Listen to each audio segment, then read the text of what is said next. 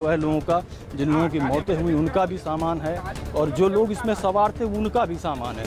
उन्नाव से ये पूरी ट्रैक्टर ट्रॉली जो है ये लोगों को दर्शन कराकर यहाँ पर वापस लौट रही थी, तभी ये अचानक किस तरह से ये ट्रैक्टर है जो है वो डिसबैलेंस हुआ है और इस जगह पर आके इस जो खाई है, खाई के बगल में तालाब है, इसमें आकर ट्रैक्टर ट्रॉली डूब गई और कई लोग इसमें घायल बताए जा रहे हैं, जिनका उपचार कानपुर के हाईलाइट हॉस्पिटल में किया जा रहा है। इस साफ तौर पर ये जो ट्रैक्टर ट्राली को देखकर अनुमान लगाया जा सकता है कहीं ना कहीं ट्रैक्टर ट्राली जो है अनियंत्रित रही होगी। योगेंद्र प्रताप सिंह, न्यूज़ 24 कानपुर। घटना की असल वजह जो है वो भी हम आपको दिखाना चाहेंगे। ये जो रोड के किनारे ये गड्ढे किए गए हैं, शायद ये प्लांटेशन के लिए गड्ढे किए गए होंगे, लेकिन हम आपको आगे भी दिखाएंगे कि किस तरह से एक के बाद एक लगातार ये गड्ढे जो है ये आपको देखने को मिलेंगे। ठीक इसी गड्ढे के आगे इस मिट्टी पर देखिए टायर्स के निशान हैं और अभी चूंकि हम लोग भी जब आए थे तो हम लोग भी अंधेरे में इस गड्ढे को देख नहीं पाए।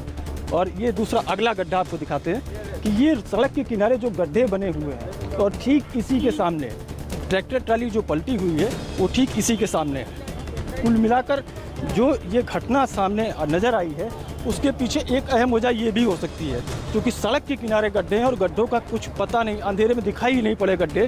क्योंकि हम भी गाड़ी लेकर जब आए तो इसी गड्ढे में ही फंसे थे।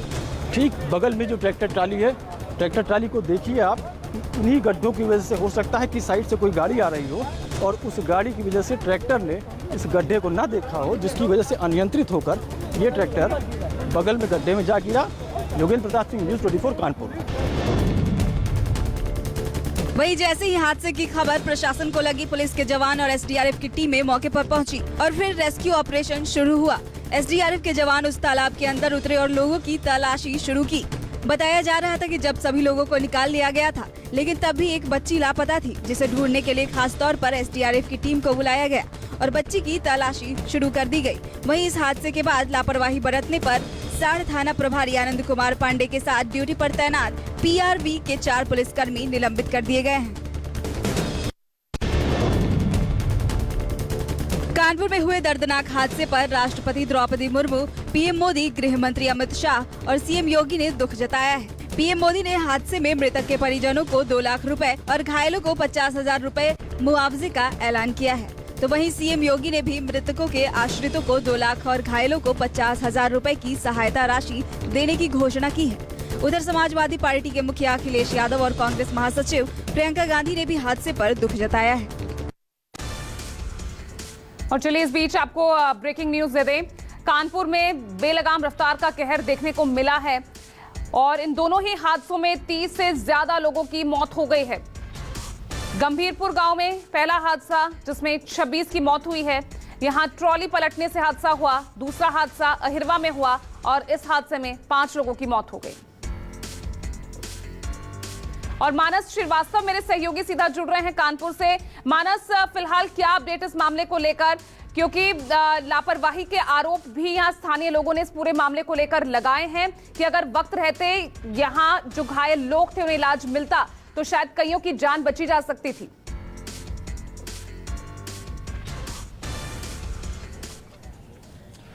जी बिल्कुल, निश्चित तौर पर यह शिकायत दर्ज कराई गई थी, जिसके बाद जो थाना प्रभारी थे उनके समेत जो 4 पीआरवी पे जो जवान तैनात थे उनको निलंबित किया गया है। इस वक्त चूंकि मैं कोरथा गांव पहुंच चुका हूं और पोस्टमार्टम कंप्लीट हो गया। रात भर पोस्टमार्टम चला, डॉक्टर्स का एक पैनल भेजा गया था सीएससी भीतर गांव में, जहां पर रात भर पोस्टमार्टम चला। उसके बाद आप देखेंगे कि किस तरीके से गांव का माहौल है, पूरा गमज़दा है यहाँ पर माहौल और लोग बहुत हैरान परेशान हैं कि इतने बड़े हादसे की कभी कल्पना भी नहीं की जा सकती थी। कुछ तस्वीरें आपको दिखाएंगे।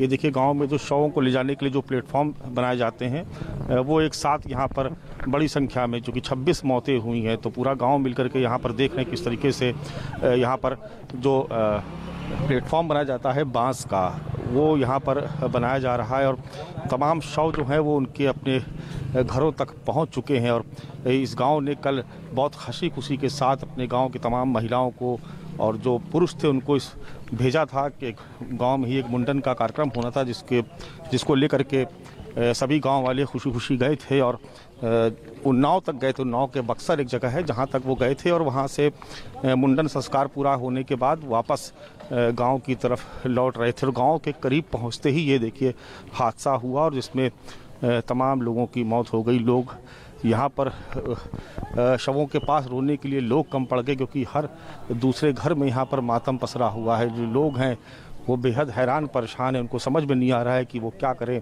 पूरा प्रशासनिक अमला, पुलिस महकमे के तमाम आला अफसर यहाँ पर पहुँच चुके। देखिए अब एक एम्बुलेंस आपको सामने गांव में नज़र आ रही होगी। यहाँ पर भी लोगों के शव लाए गए हैं और आप देख रहे हैं कि हर दूसरे घर में कोहराम मचा हुआ है। एक तरीके से माहौल बेहद गमगीन है।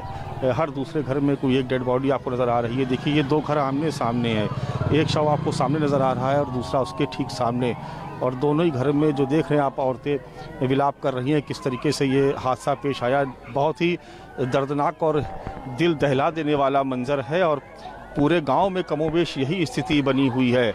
जो लोग हैं वो बहुत परेशान हैं, उनको समझ में नहीं आ रहा है कि वो इस मौके पर कहें तो क्या कहें, करे तो क्या करे, कौन किसको दिलासा दे, कौन किसको ढांढस बधाए, क्योंकि सभी घरों में एक जैसा ही माहौल है।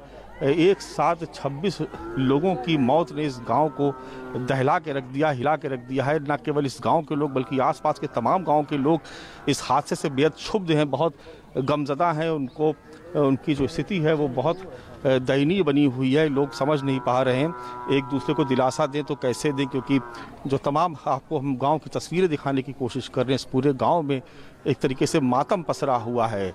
हर जगह आपको विलाप करते हुए लोग, परेशान पुरुष आपको नज़र आ जाएंगे, जो महिलाएं हैं, बच्चे हैं, बुज़ुर्ग हैं, वो सब के सब हैरत में हैं कि आखिर ये हुआ तो हुआ क्यों, कैसे हो गया ये हादसा। कुछ गड्ढे छोड़ दिए गए थे, जरा सी लापरवाही हुई सरकारी अमलों की तरफ से और देखिए तमाम घर उजड़ गए। लोग इस तरीके से परेशान हैं कि कुछ कहने की स्थिति नहीं बन पा रही और जो लोग हैं आप देख रहे हैं किस तरीके से लोग हैरान परेशान हैं। और ये कुछ तस्वीरें जो हम आपको दिखाने की कोशिश कर रहे हैं। हालांकि मैं आपको बता दूं कि इस तरह की रिपोर्टिंग करते हुए मैं खुद भी बहुत अपने आप को अनकंफर्टेबल महसूस कर रहा हूं, क्योंकि जिस तरीके का माहौल है बहुत ही दुखदाई, बहुत ही गमगीन माहौल है और समझ में नहीं आ रहा कि किस तरीके से इस गांव का ये जो गम है ये लोग कैसे भूल पाएंगे, क्योंकि अगर एक दो लोग होते तो शायद बर्दाश्त कर लेता ये गांव, लेकिन एक साथ 26 मौतें जिसमें तमाम महिलाएं हैं, पुरुष हैं, तो निश्चित तौर पर बहुत गमगीन करने वाला हादसा है।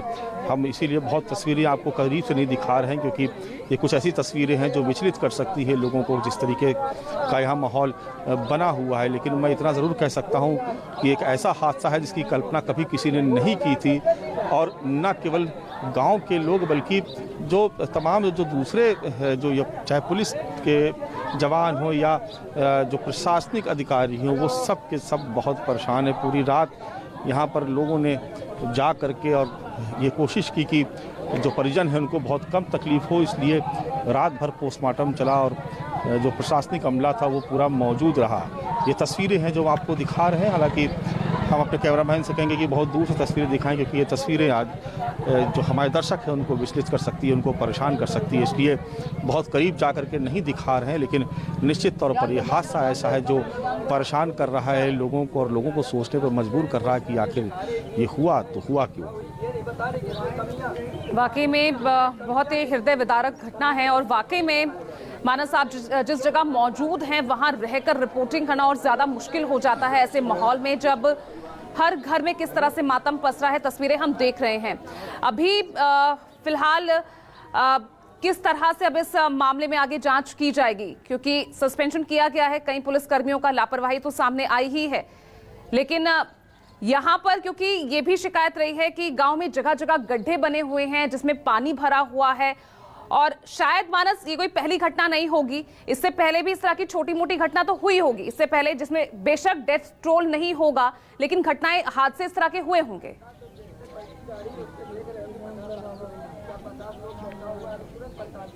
देखिए इसमें बिल्कुल निश्चित तौर पर सरकारी महकमों की जिम्मेदारी तय होनी चाहिए कि गांव तक आने वाली सड़क में इतने बड़े बड़े गड्ढे करके छोड़ दिए गए और किसी ने सोचा नहीं कि इन गड्ढों की वजह से इतना बड़ा हादसा हो सकता है।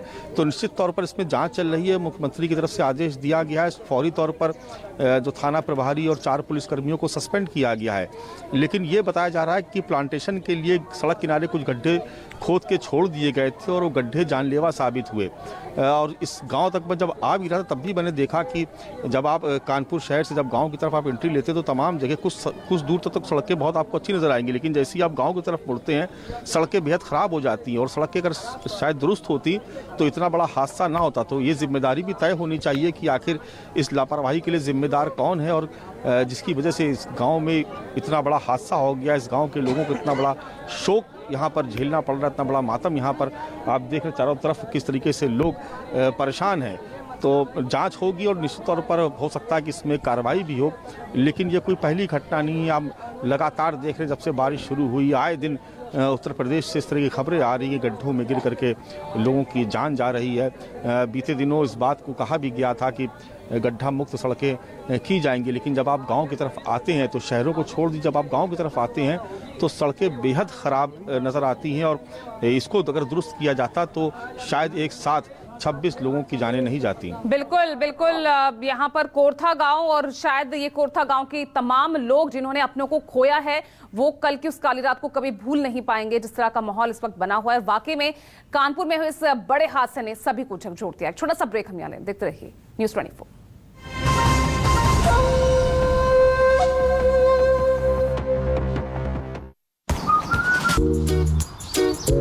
अब सर्दियों की कोई टेंशन नहीं। क्यों? लक्स स्पार्कर इसका स्पेशल फैब्रिक बनाता है इसे एकदम पतला और ज्यादा गर्म। तो चाहे इसे ऑफिस पहन के जाओ या